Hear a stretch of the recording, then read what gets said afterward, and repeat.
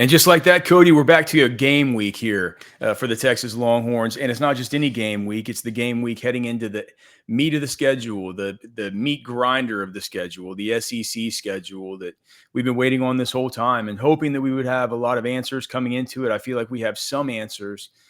Sark was meeting with the media today for the Florida Week press conference. He did his best to not provide as many answers as maybe the reporters were hoping, but we'll talk about that. We'll talk about this weekend, what happened, sort of big monster weekend of football games.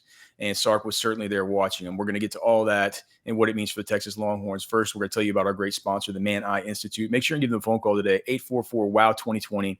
844-WOW-2020, the Man Eye Institute, where you can see life better. Make sure to use them for all of your LASIK needs. If you have questions about LASIK, if you've just been kind of wondering if the vision's starting to go a little bit blurry in your 40s and you don't want to be wearing glasses and looking like an old man, look, you can go in there and get LASIK surgery. If it's good enough for Colin Simmons, it's good enough for you, right? The Man Eye Institute, see life better, 844-WOW-2020. All right, Cody, big takeaways from the weekend. Anything before we talk about Sark?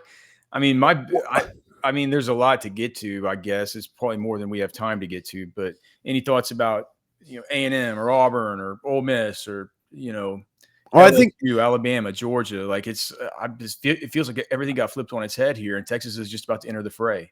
Well, I think it's first off, I want to say this in that you mentioned the press conference. I was hoping Sark was going to just like tell us who the next breakout star was, but we didn't get that answer from Sark in the press conference today. I know it was asked, but it's a joke. The takeaway from the weekend for me really was I kind of thought, and I talked about this on a different show, like I thought Alabama had what it took to get that win, and they did it. And they did it on the backs of Ty Simpson, who was incredibly impressive. And he was lights out, dude. It was like light years at like I talked to our buddy Matty about it this morning, and I compared it to in 4 games. I think Ty Simpson has progressed more in 4 games than Cade Klubnik has in 34 games. As a commander of an offense, I think he's progressed more in 4 games than Cade did in 34 games so far, which is bizarre and wild to think about. But I think Alabama's a real football team. Obviously, they just beat Georgia at Georgia.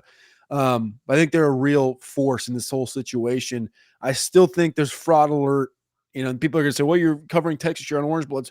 I still think there's fraud alert warnings flashing at Oklahoma and Texas A&M right now. I still don't trust, both of them playing as close as they did to Auburn.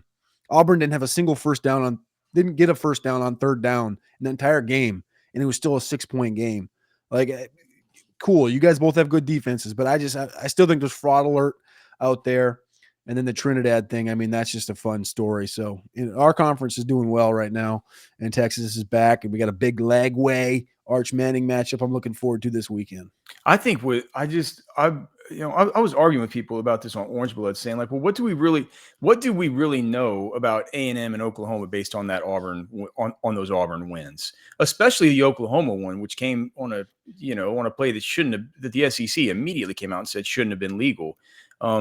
And look, people are going to say, their defense, Auburn's defense is really good. And look, you're not going to get any arguments from me that like I watched 15 Eldrick Falk and the linebacker, I think number 18 or 17, Xavier Atkins. Like, dude, they have some players on defense. Of course, we know they have Cam Coleman, who is just going to, people are.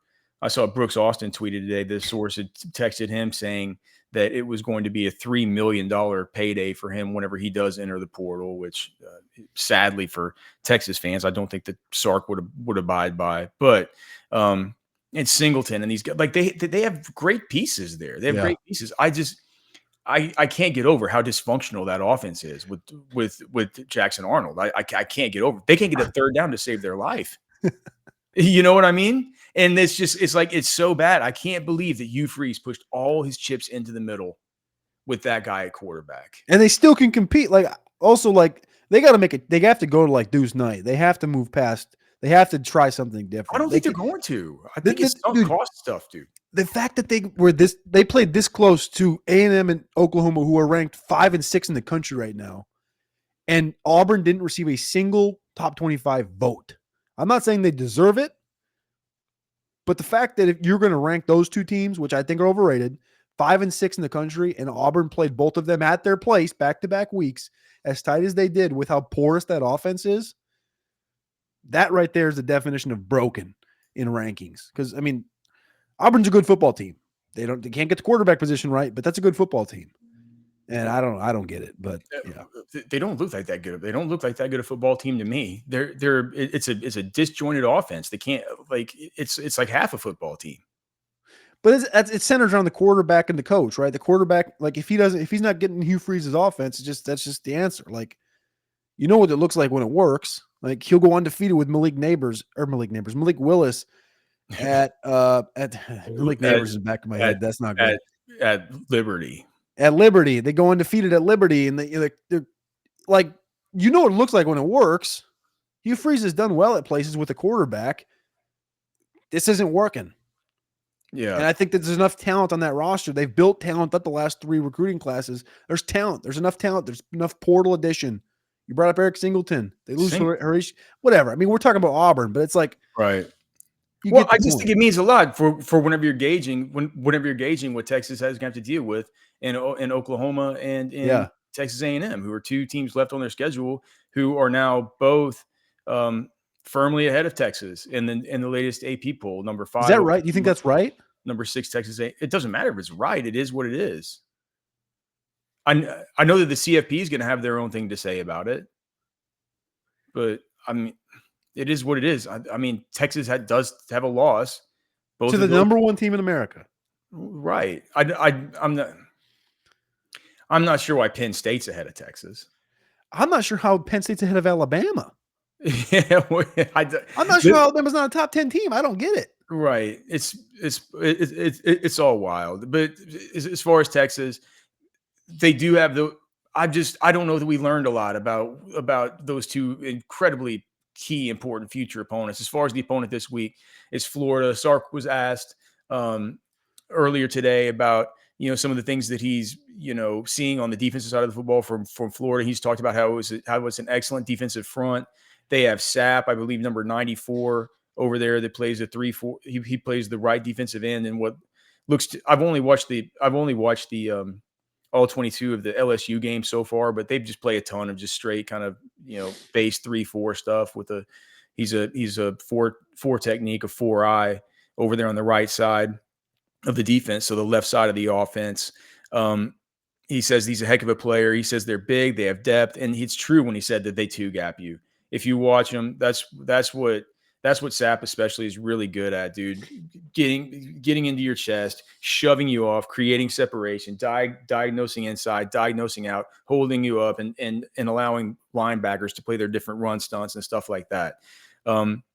I think that kind of in segueing to another thing that Sark talked about how you can't put this all on arts. It's about and especially on offense. He said on defense, you can have a corner get burned and nobody will ever know because Colin Simmons, he didn't say this, but because the pass rush gets there and it's like the quarterback gets sacked or the ball gets knocked down and nobody knows that the quarterback got burned. Whereas on offense, he sees it as a more dynamic interplay to really make each play kind of go off, right?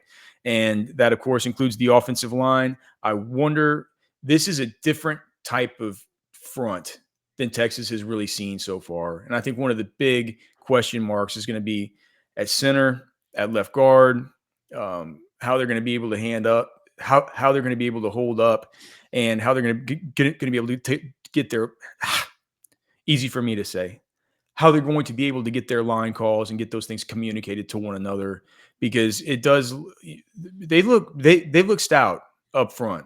I think it looks like a good defensive line. I'm not sure I put it on par with Ohio State, but I think it's kind of it's as close to Ohio State as they've seen clearly this year.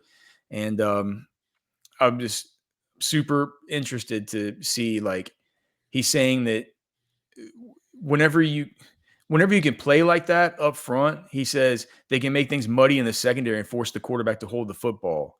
So he says they need to get them out of their too high shell look, because they're built to guard your receivers and make the pocket small for your quarterback. And for a quarterback like Arch Manning, who he said, well, the one thing that I've noticed about him is he's getting better and better where he's needed to make his biggest improvements, and that's in, we try and get the first read open. That's like the number one thing on the offense that we try to do as far as the passing game. We get the first read open, but when it's not open, we need to get him better as far as his rhythm and his timing with getting through his progressions.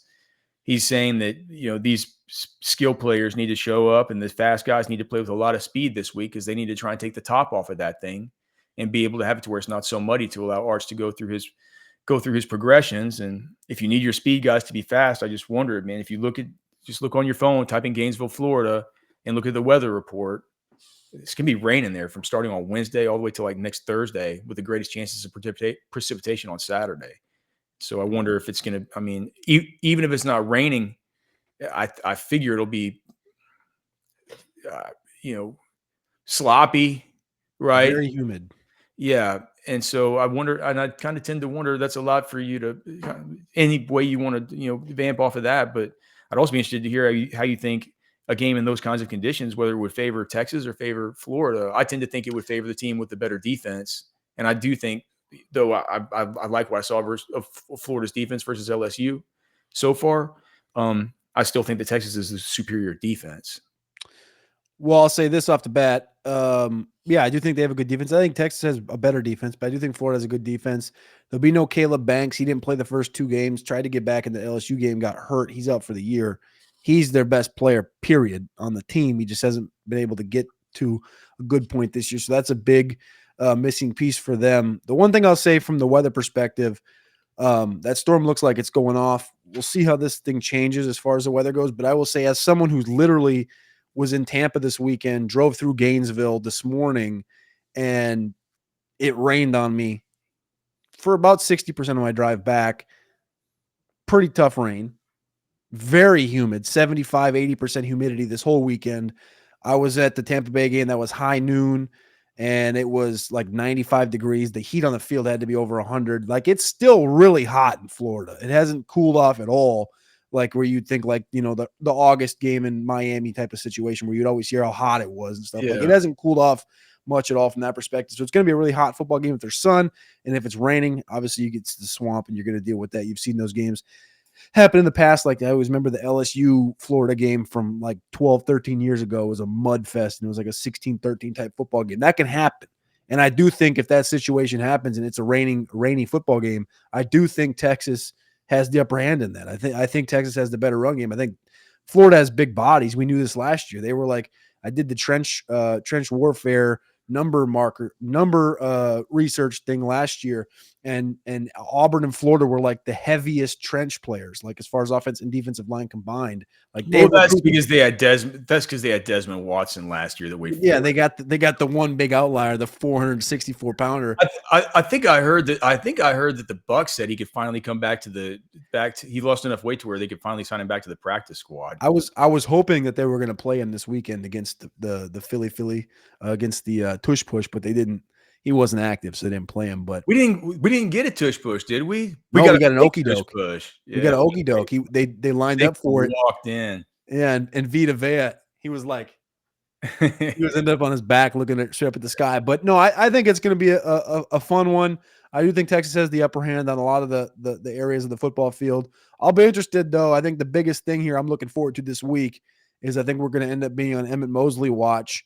And then obviously Trey Wisner and Cedric Baxter. Cedric Baxter, I assume, is going to be pushing really hard to get to play in this game because it'll be his only opportunity to play back home in Florida on a team that recruited him against the Gators.